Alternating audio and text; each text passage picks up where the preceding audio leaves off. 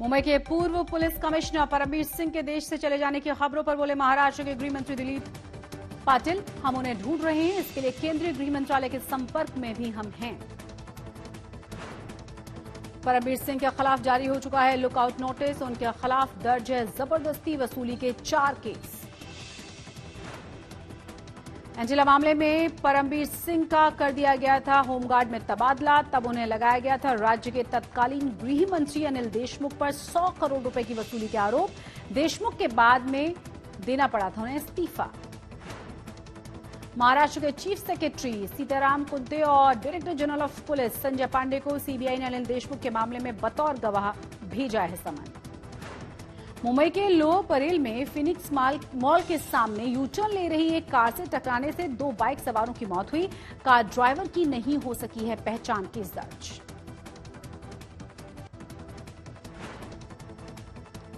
मुंबई के लोअर परेल में Phoenix mall के सामने यूटर्न ले रही एक कार से टकराने के बाद कैसे गई है बाइक ड्राइवर्स की जान, तस्वीरें देखकर आप अंदाजा लगा सकते हैं। मुंबई में ट्रैफिक हवलदार एक कार को रोकने के लिए कार के बोनट पर बैठा, पर कार चालक ने तेजी से आगे बढ़ा दी कार, गिर गया हवलदार। बीएमसी मार्शल के लोगों ने मुंबई के माटुंगा में की पिटाई, मास्क न पहनने वालों पर लगा रहा था जुर्माना। मार्शल की पिटाई का वायरल हुआ है वीडियो, पुलिस ने दर्ज किया है 3 अज्ञात लोगों के खिलाफ मामला।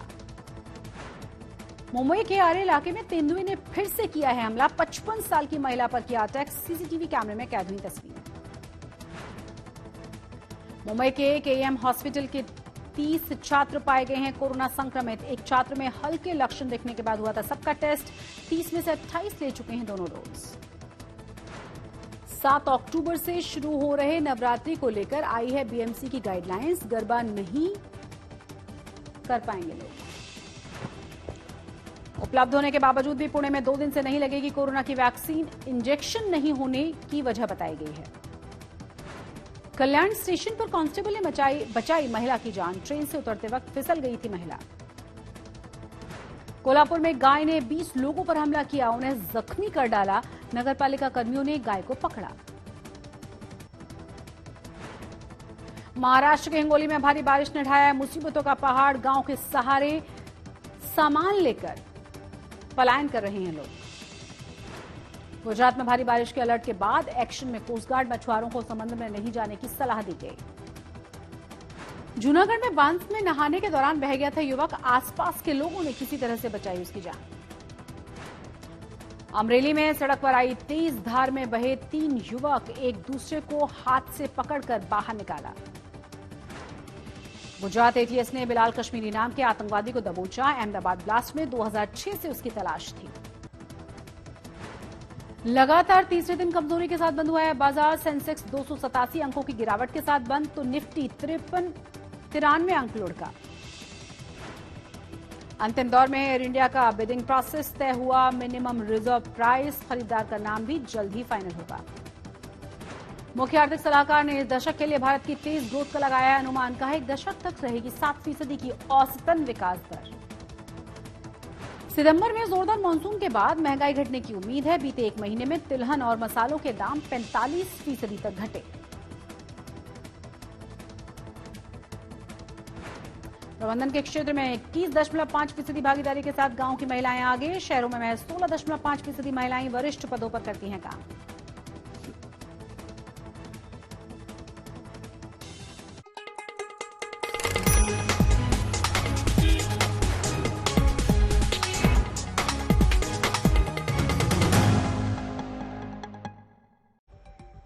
नमस्कार, आप देख रहे हैं आज तक और आपके साथ मैं हूं शशि तुषार शर्मा। मुंबई मेट्रो में इस वक्त की बड़ी और अहम खबर, सबसे पहले आपको बता दें परमबीर सिंह की मुश्किलें बढ़ गई हैं। आपको बता दें कि परमबीर सिंह के गायब होने पर महाराष्ट्र सरकार सख्त हो गई है। जानकारी यह भी मिली है कि इस पूरे मामले में केंद्र सरकार के संपर्क में है महाराष्ट्र का गृह मंत्रालय। पूर्व पुलिस कमिश्नर परमबीर सिंह की तलाश लगातार जारी है, क्योंकि लगातार जो सोर्स कह रहे हैं वो ये कि शायद परमबीर सिंह देश छोड़ चुका है। परमबीर सिंह के विदेश भागने का शक है, ये कहा है दिलीप पाटिल ने। केंद्र सरकार के संपर्क में है राज्य सरकार, ये भी दिलीप पाटिल की तरफ से बताया गया है। आपको बता दें कि परमबीर सिंह के गायब होने पर महाराष्ट्र सरकार अब सख्त होती हुई नजर आ रही है।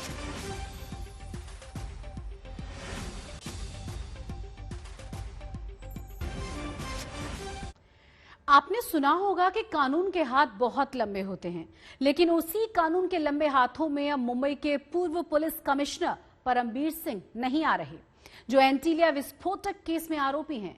जांच एजेंसियों को शक है कि परमबीर सिंह देश छोड़कर फरार हो चुके हैं।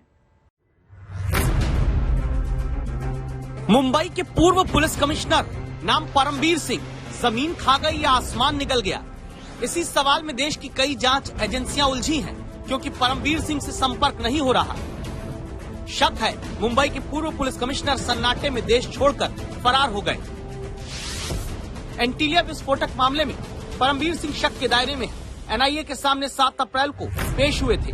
फिर स्वास्थ्य का हवाला देकर 5 मई से छुट्टी पर गए परमबीर सिंह लगातार अपनी छुट्टी बढ़ाते रहे। एनआईए ने अगस्त के दूसरे हफ्ते में समन भेजा, लेकिन फिर डिलीवर नहीं हुआ।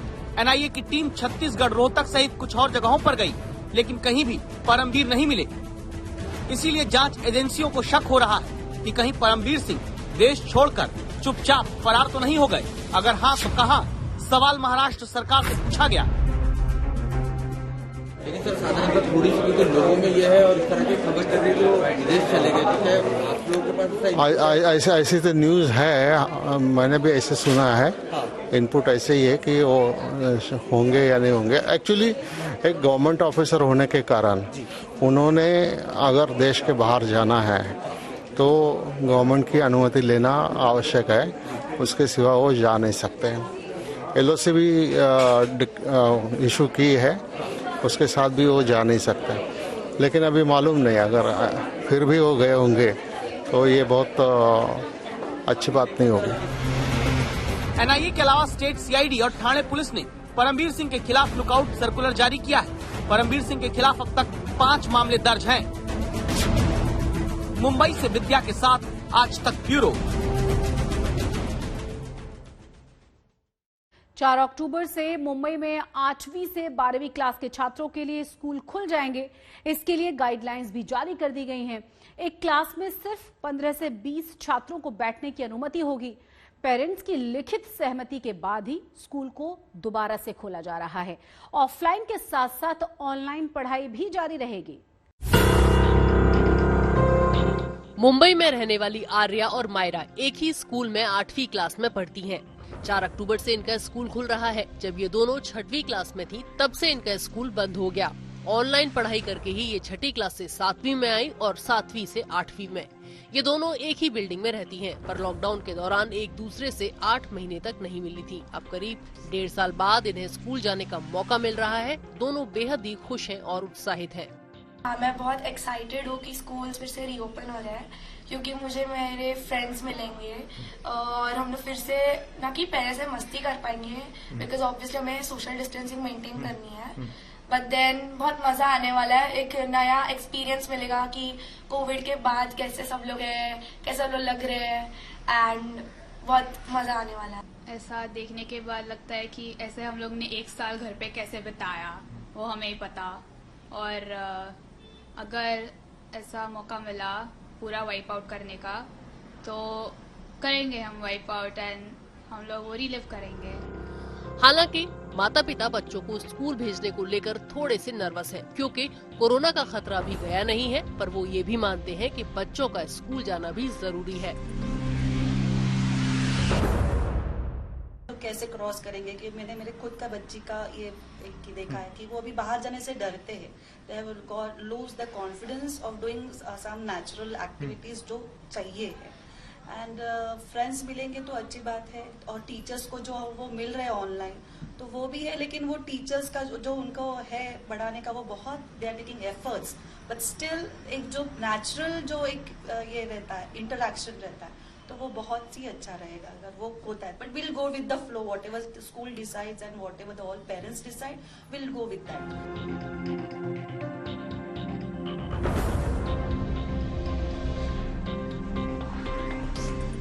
स्कूलों ने छात्रों के लिए तैयारियां शुरू कर दी हैं। जिन स्कूलों में वैक्सीनेशन सेंटर है उन्हें हटाया जा रहा है।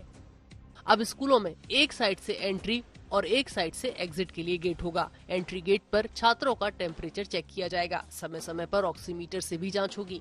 छात्रों के लिए आइसोलेशन रूम बनाया जाएगा। स्कूल नजदीक के किसी अस्पताल से जुड़े रहेंगे। एक बेंच पर एक ही छात्र बैठेगा। सभी कक्षाओं का सैनिटाइजेशन होगा और पढ़ाई का ऑफलाइन और ऑनलाइन दोनों ही मोड जारी रहेगा।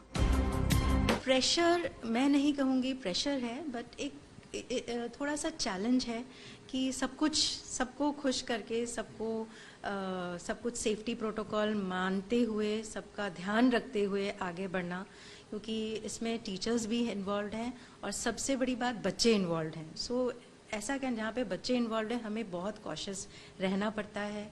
सो प्रेशर मैं नहीं कहूँगी, but very challenging, but I am sure we will overcome this difficult period. ये सब हम ओवरकम कर पाएंगे, क्योंकि ये सबके लिए अच्छा ही है, क्योंकि बच्चों का बहुत लर्निंग लॉस हुआ है।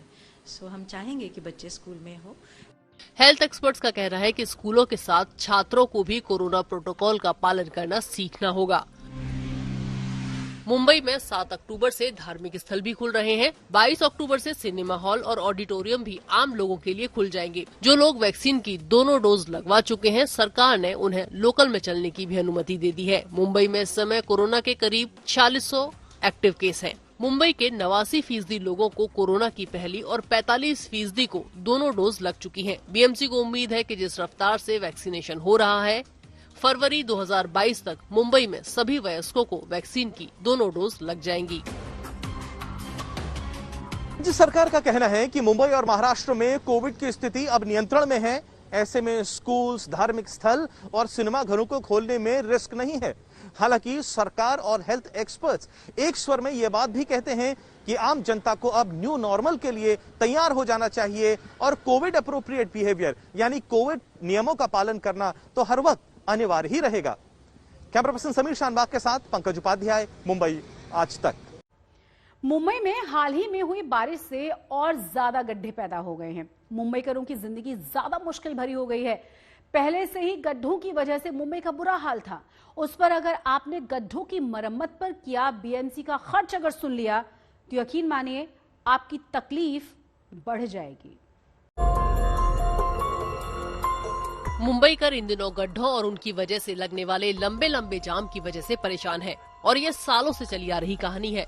बीएमसी गड्ढों से निजात पाने के लिए कोल्ड मिक्स जैसी नई तकनीक लाई। गड्ढों की शिकायत के लिए वेबसाइट और सोशल मीडिया पेज बनाए गए। यहाँ तक कि सैटेलाइट मैपिंग के जरिए भी गड्ढों की शिकायत दर्ज करने की कोशिश की गई, पर ग्राउंड पर हालात नहीं बदले।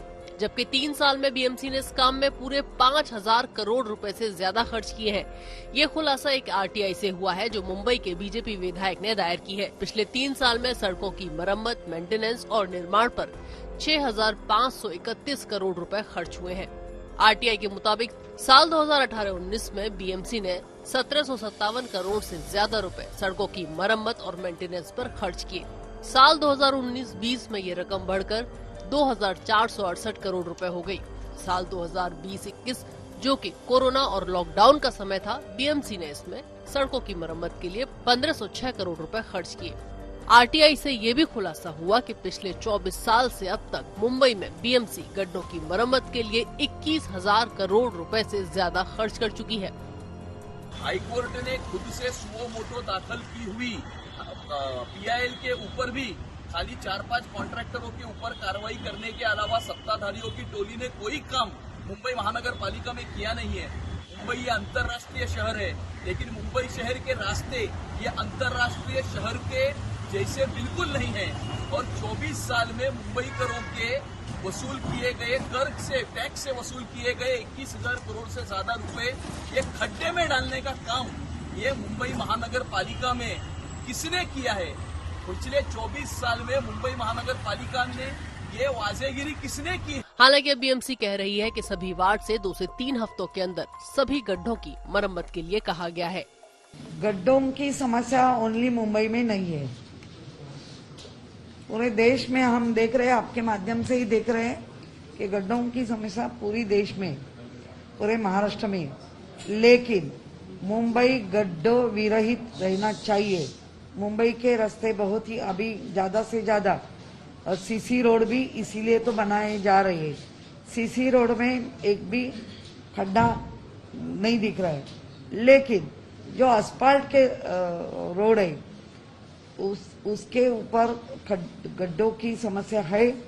इसीलिए हमारे जो आयुक्त है उन्होंने निर्देश दिए हैं कि हर एक इंजीनियर, हर एक वार्ड ऑफिसर उसके निगरानी में खड्डों की समस्या दूर होनी चाहिए। डेली हर एक बीट के में उनका राउंड होना चाहिए। जिस दिन गड्ढा दिखा उस दिन से 24 आवर्स में वो गड्ढा भरना चाहिए, वो गड्ढा प्रोटेक्ट होना चाहिए। भरते टाइम जो हमारा ट्रैफिक है उसको भी ज्यादा डिस्टर्ब नहीं करना चाहिए। मुंबई वासियों के लिए यह हर साल की कहानी है।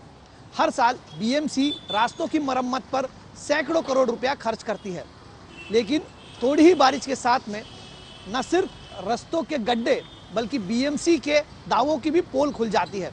सबसे बड़ा सवाल यही है कि आखिर इतने सारे रुपए जाते कहां हैं। कैमरामैन राजू नामदार के साथ कमलेश सुतार, मुंबई, आज तक। चक्रवाती तूफान गुलाब महाराष्ट्र में मची तबाही के निशान छोड़ गया है। सबसे बड़ा नुकसान किसानों को हुआ है।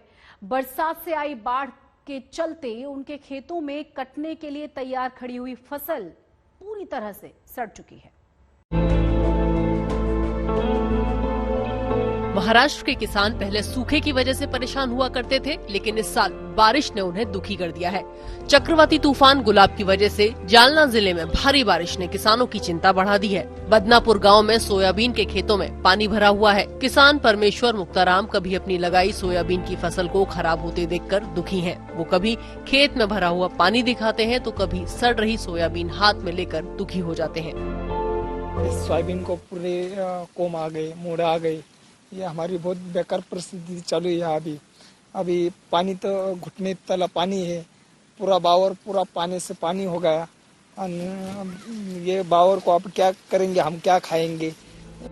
किसान बाबाराम की भी सोयाबीन की आधी से ज्यादा फसल बारिश की वजह से सड़ गई है। अब कपास की फसल भी खराब हो रही है। किसान सरकार से मुआवजे की मांग कर रहे हैं। बारिश अभी तक नहीं देखे हमने, ये सब नुकसान हो गया। पूरी भरपाई होना हमारे को। ये अब क्या करेंगे हम इससे सिवा हमारे को कुछ नहीं ना। खेती सिवा खेती करेंगे तो मिलेंगे खाने को, नहीं तो मिलता नहीं। अब ये फसल पूरा चले जाएगा। ये भरपाई अपने को शासन से देने को होना उन्होंने। अभी लागत तो कम से कम इसको 10 कुंटल तो होता था मक्का, और तुअर होती थी 6-7 कुंटल, सोयाबीन होती थी। या पूरा फसल चले गया। गव्हर्नमेंटकडून विमा जास्त कारण 3 वर्ष झाले आम्हाला विमाही देत नाही आणि अनुदान मध्ये एकदम भरपूर कमी देतात। 6,500 म्हणजे काहीच नाही, क्विंटलचा भाव सुद्धा नाही तो। कापसाचा भाव 8,000 रुपये जवळपास, आणि आम्ही जवळजवळ शेतीला 1 लाख रुपये खर्च केलेला आहे, आणि आता सरकीमध्ये काहीच राहिलेलं नाही शिल्लक, आणि सोयाबीनचे शेंगा कोंब फुटून राहिले। सरकारने आम्हाला जास्त मदत करावी। महाराष्ट्र सरकार का कहना है कि वो नुकसान का पंचनामा करवा रही है, पर राज्य सरकार का आरोप है कि केंद्र गुजरात को महाराष्ट्र से ज्यादा मदद दे रहा है। पंचनामा है वो तैयार हुआ है क्या? तो अभी तक उनका काम चालू है। इतना बड़े पैमाने पे बहुत बड़ा एरिया में ये सब बारिश गिरी है, तो इसके लिए थोड़ा सा तो टाइम लगेगा। तो हमने उनको बताया है कि आप जहाँ पानी है वहाँ ड्रोन से अगर फोटो लिए तो भी चलता है, उसमें कोई दिक्कत नहीं आएगी। लेकिन हर एक जगह आदमी पहुँच नहीं सकता, तो वो जल्द से जल्द अभी क्या क्या नुकसान हुआ है उसके बारे में हमें रिपोर्ट करेंगे। जालना से इसरार चिश्ती के साथ आज तक ब्यूरो।